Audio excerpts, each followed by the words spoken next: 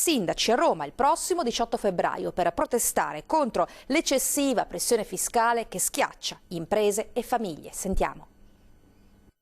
Tutto pronto per la manifestazione a Roma di artigiani e commercianti indetta da Rete Imprese Italia il 18 febbraio prossimo. 8.000 dal Veneto, 1 migliaio dal veneziano, tutti in corteo contro la crisi. E accanto agli imprenditori anche i 5 sindaci di Dolo, Mirano, Salzano, Santa Maria di Sala e Scorzè. Fra i temi al centro della protesta l'eccessiva pressione fiscale a cui sono sottoposte imprese e famiglie. Poche ma precise le richieste degli imprenditori.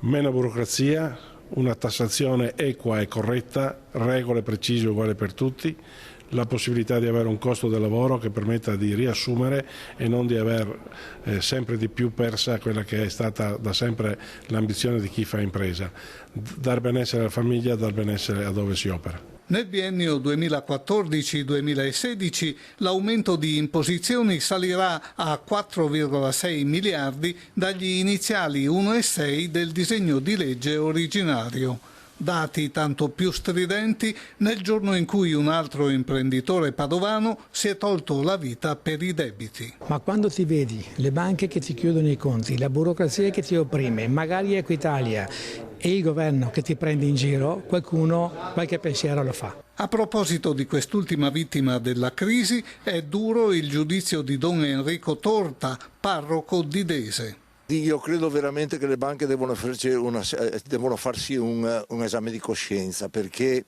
le banche sono nate nel Medioevo per aiutare i più deboli.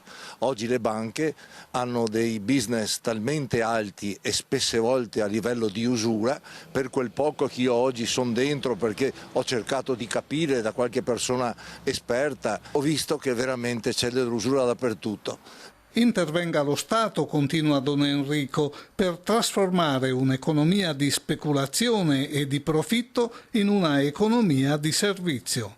Bisogna fare in maniera che lo Stato costringa a dei tassi accettabili, modesti, in maniera che uno non venga schiacciato dai suoi debiti verso le banche. E anche dei drammi della crisi economica si occuperà questa